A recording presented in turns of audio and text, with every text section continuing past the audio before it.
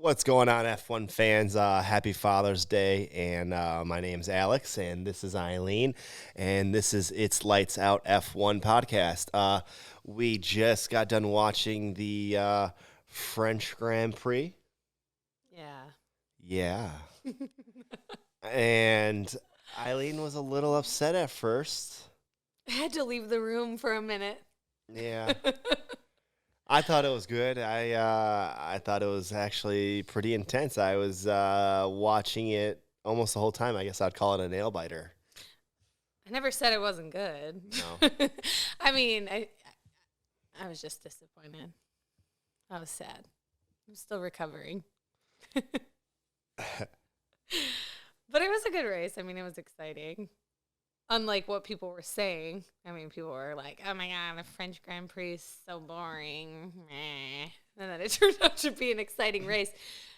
Not just at the top either. So, it was good. Well, you're right. Yeah. Well, I mean, previous years in 2018 and 2019 when they came back, Mercedes was so dominant. It was seconds and seconds ahead of time. Yeah, no, I know. So this year it was a good race. I mean, it was a good race. I mean, but it was like two different races. Like there was like the top four, and then there was like the rest of the people. Oh yeah. I mean, it was like, and I feel like that's how it was when we just watched the 2019 race a few days ago, and it was like, I mean, Lewis I think won by 19 seconds or 18 seconds or something, but they had lapped like everybody, so I feel like that's just typically how this track is, But it was a competition in the lower, like in the midfield. So yeah, the midfield was very competitive. There was lots of things that were happening, and people with different strategies were kind of going long in the race.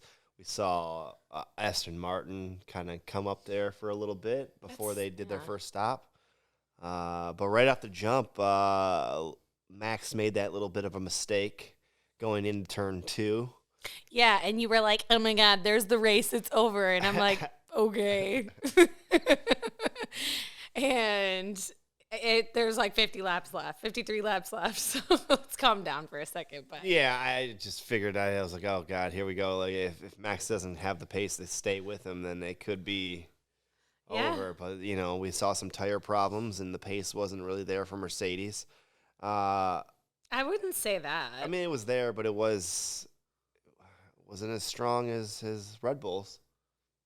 I mean, they were on two separate strategies, so you can't really compare. I don't know. I mean, Lewis at the end was keeping up with Max's pace. I mean, he obviously he lost, of course, but there was a few laps where he was hanging on with tires that were, significantly long. Yeah, over, for sure. In terrible condition. So I don't know. I wouldn't say that, but overall, another disappointing race for Mercedes. Yeah, their constructor points are not looking great. No, but it is only round 7, so I don't, and I don't know. I mean, me being newer to the fandom, I don't remember when there was a close battle for anything. I'm just used to Red Bull being there, but not like in the fight. So it sounds like, I mean, like when Lewis and Nico were fighting, that it was always down to the last race. So who knows? And I think this season will probably still be that. Look, Red Bull put a brand new motor in. Yeah, exactly. Which kind of showed. Uh-huh. So. I mean, they've been fast all year, though. So. They have. So let's go on. So after the second turn, Lewis had the lead for a little while. Lewis had the lead the whole entire time until they pitted. So let's get it right. Okay, until they pitted, and then there was a significant undercut that happened. And Red Bull pitted first. Yep. Correct? Yep. No, Valtteri pitted first out of everybody, out of the top 4. Okay. So he pitted first, and then Max. And then Perez, of course, stayed out because that's just Perez being Perez. Perez can go a whole race, apparently, on one set. On the mediums. But, yeah, then somehow Lewis didn't come out back in the lead, and you were so thrilled. Oh, my God. Well, I was just happy because there it is. There's the, more competition, more excitement. Now it's it's up to Lewis really to push back. And I really thought it was going to happen. There was DRS that was happening all right there. And I figured, yeah, Max might not be able to do it. Honestly, I didn't think he was going to be able to do it either because when they both came out, I think it was, when did they pit? Like, it was like their tires went so quick. I feel like they were talking about pitting after like 15, 20 laps. It was early. So there was like, 30-something laps left that they were going to have to, go on these hard tires. And so I was like, oh, there's no way Max is going to be able to keep up this pace and keep Lewis off, and his tires are going to go bad. But little did I know they were going to copy Mercedes' strategy and come through with a double pit. Yeah, I would say this weekend's masterclass strategy goes definitely to the Red Bull, and that worked out really, really well. Even both sides, even with Perez, his going long, being able to conserve the tires, being able to keep up with the pace of them as well. And then it turned out that he was able to slide in and take third. So so you're saying that Red Bull did a good job of looking at Mercedes' strategy from Hungary in 2019 and Barcelona this year. So yeah, I mean, sure. I mean, yes, sure. I'm just teasing. I'm teasing. I don't know if I am. But something else I noticed too was Lando Norris and Daniel Ricciardo just kind of eating up the midfield. Yeah, they were definitely on the charge. They were like a tag team duo. Cool, it was just one after the other, taking cars down, and that was pretty cool. Yeah, no, that was really exciting to see. They finished P5, P6? P5 and P6, where they started at Norris was P8 and Ricciardo was P10. So they made some headway and got some extra points that they definitely earned. Yeah, no, that was pretty exciting to see. I mean, they took down Ferrari. I think Ferrari may still be leading in the constructors, but Ferrari definitely had a lackluster day. Yeah, Ferrari finishing 11th and 16th. No points. Woof. Tough day. Yeah. Yeah, I don't know what was going on with that car. I couldn't tell you. Well, apparently it's fast in the first 2 laps, and then after that, the tires just don't work, according to Charles. So then my assumption would be that they overheat those tires too quickly, and they overuse them, and they blister them up pretty quick, and they can't.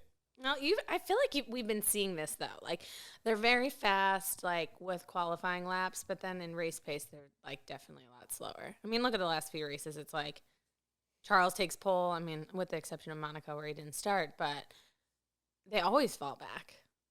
So they're definitely struggling still. Are we going to talk about the elephant in the room or what? Go ahead.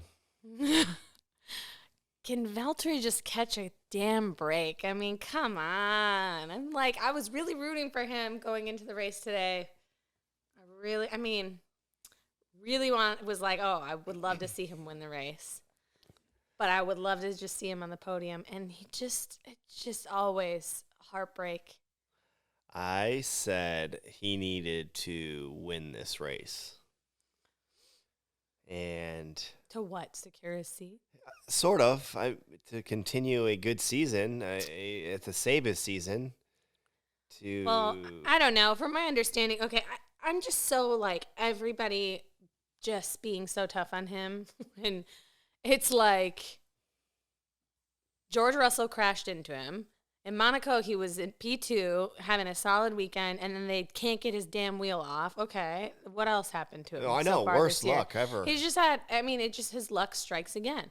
Yeah. And it's, from what it sounded like, both Lewis and Valtteri wanted to have a 2-stop strategy. I mean, he called it right away early on, really early on, and they didn't do anything to change it up, and they should have. Mercedes should have split the strategies if they wanted to keep one going on, and the other one should have just changed to follow suit. But I don't know. It's just heartbreak again. To me, that's 3 weeks in a row for Mercedes not really having good strategy. Like they mastered it, and then after they mastered it, they just really gave up. Crap the bed. Peed the bed, I guess. I don't know, just tough to see. Very tough. Well, hopefully they get in the situation room and crack it down. I mean, they took accountability for it with Lewis, it being their fault. But I don't know. I feel for him on a different level. All the shit that he gets, all the people talking, all the noise, all the background noise that he has to already take out of the equation. I mean, it's part of the sport, but he tends to get it the worst. Well, yeah, he's in one of the top seats. He's got to either support Lewis or beat Lewis. Mm-hmm. And if he ain't doing either, then they got to get somebody else that can. I don't know. I feel bad. I wanted to see him win. If I was a betting man today, I probably would have put some money on Bottas because I figured he was going to do whatever it took. Well, he was quick all weekend, so we were seeing him perform. But yeah, I don't know. Still far off Red Bull. That 2/10, man, they really get you. 2/10. 2/10 will get you. Yeah, sure. The undercut will get you. Yeah, well, the undercut seem to be pretty predominant in this season. Well, yeah, just in general. I mean, we've seen it a lot. Vettel and Monaco. Yep. And yeah, Vettel, speaking of him, he finished 9th and had a decent race. Yeah, he did. He's been performing well. Yep. Yeah, I think he's feeling the last few races, at least. I think he's feeling a little bit happier in that car than he was in Ferrari, for sure. Anything else you want to talk about? I'm pretty good. I think I'm really excited for next week. Yeah, we got 3 races, so guess what? Tomorrow it's race week again. It is, but we're going to the Red Bull. The home of the Red Bull. That's right. Yeah, but I don't know. I'm so sick of everything I hear. Nothing makes sense anymore. So I'm like, I don't even. Oh, it's typically not a Red Bull track. This is typically a Mercedes track. Like, nothing is right this year. Nothing is right in the world. But I think at some point the tables are going to turn. Things are going to change. We'll see.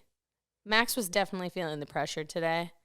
And then obviously he put the pressure back on Lewis after the second pit stop. But they're both you can hear it. It was a good race. I was watching. I kept my eyes glued the whole time. Yeah. Well, hopefully Lewis can get some redemption next race. We really, would love to see him. He's got to get 100 wins this freaking season, okay? Come on. He's so close. Yeah, he is. So he definitely will get more. It's still pretty early in the season. We're on to race 8. Mm-hmm. They just need to have a weekend. Mercedes needs to have a weekend where they're not like, oh my God, like there's so many problems with the setup. We have to change everything. And it's down to race day where they're still making changes. Like, when are we going to master the car, guys? Yeah, I don't know. I think, the tires are an issue getting them warmed up, I guess. Yeah, it's not as easy as it's been for them. Mm-hmm.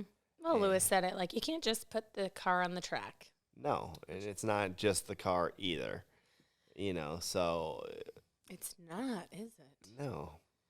I think it's a really good showdown right now. It is. We're in the thick of it, and we're in the middle of a triple header. We're going to round 8 next week, and there's a 12-point difference, so we shall see. I still think they should have pitted Bottas and let him go for fastest lap, but what do I know? Okay, so before we go then, who was the driver of the day for you? I said Ricardo because he really was delivering strong, and he was leading the tag team. I mean, he did let Norris go by at the end, but I thought it was a really strong performance. So yeah, I know you think Max is driver of the day, which he was. Yeah, or Sergio, I guess, because he took third and got podium when he started fourth. I mean, it's great, like, to see Max on the charge, but how much do we give to the team as far as the strategy, and how much do we give to him for just delivering? I mean, both. And also they all both of them made mistakes too.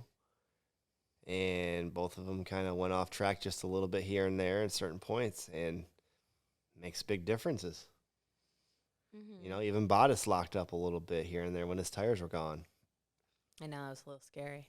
So. Well, I mean, whatever. Congrats to Max. Good golly. Let's go, Mercedes. So he extends his lead a little bit more. Again, you going into the Red Bull home. But traditionally they have not been winning there lately. So I'm excited. Yeah, but traditionally Red Bull wasn't winning anywhere last year until towards the end of the season. I mean, Max only had one win, right, last year? Oh, no, two, I think, Silverstone and Abu Dhabi. But yeah. No, his only one pole, I think, last season. Yeah, so he that's it. He got the triple. He got the hat trick. I didn't know what it was. I'm like, that's a hockey terminology. Okay, come on. Well, here in America, his first hat trick. Yeah.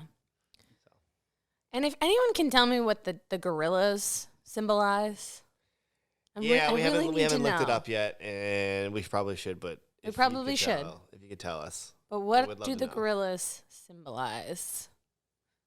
I get the different colors, and I like the trophy. It's cool because it's different, totally different. But there's like statues everywhere, all over the track. And also there was fans, lots of fans. Yeah, no, that was great. Great to see. Yep, I think we're getting back there. We're getting back to normal. Hopefully they add a second America one, since we're still trying to figure out what's going on with Singapore replacement. Yeah. Wouldn't that be great to see? And then we want 2 American races. Next year we're getting it. Miami. Yeah, next year. So we'll see. All right, well, we're going to get out of here. We'll see you in 1 week because it is a triple header. Yes, 1 week. That's it for Miss Lights Out, and I'm Alex. This is Eileen. Don't forget to like and subscribe, and we'll see you later. Bye. See you next time.